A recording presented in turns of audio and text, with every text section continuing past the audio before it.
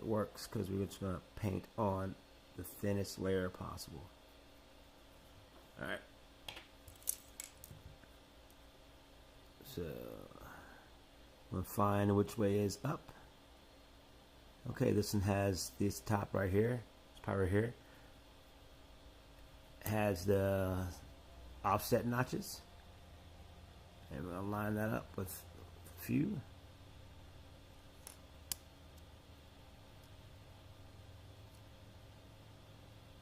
Just get one lined up and the rest just fall into place. Of course, I'm doing this with a camera right in front of me, so my lining up skills are a little difficult because I'm kind of reaching around, holding it in front. So automatically right there, once you get like one in, the rest just fall into place. You might have to like pull it out a little bit and wiggle it around. That's because it's all held in by pressure. And now we're just going to sit there and push that in. Whatever glue you have, wipe it off. When you use crazy glue, put on some gloves, man.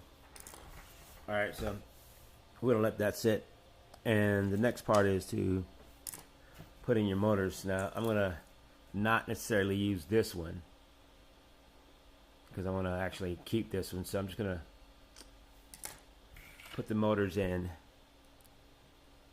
So they slide right in like that. And going kind of easily, but also I made them a little less super tight. I kind of drilled them out for you a little bit, because before they're super hard to get into the first time without it. And now, so if you land a little hard, at least the motors will slide down. You can adjust it and also just easily move it up and down to kind of figure out where you want your blades to be. I kind of prefer mine to be under the protectors. So we're going to put in our motors in a second, but first we're going to put in our controller. So notice controller, there's a little arrow that says forward. Now technically you can use whatever you want for what's forward, but the little notches cut out that actually allow, let me take this up, undo this, the little connector for the FPV, make it a lot easier.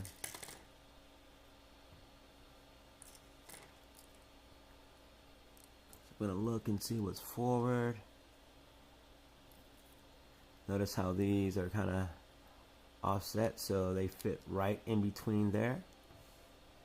So they fit right there, drop right in. So what you can do, you can do a few things. Let's think about mounting it and putting the pigtail through the bottom so it's constantly out of the way.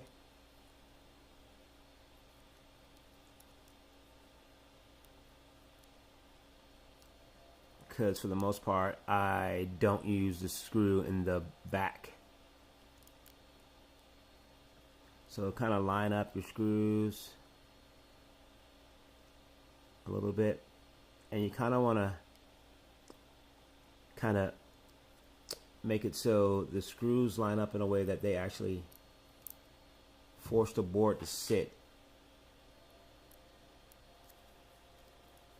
in the proper way. So go through, there's 4 screws that are on it. There's 1, 2, 3 that are actually on the case, and there's one that has like this little flat pan head in it. Hope you guys can see that. Sorry if you can't, like this special screw. Keep that one. I put that one in the front, and we're just going to screw it down. Now, you want to kind of be careful when you screw it in, because you might have to wiggle it around. So you kind of want to just make sure you get it in once good. Doesn't have to be solid, because we're going to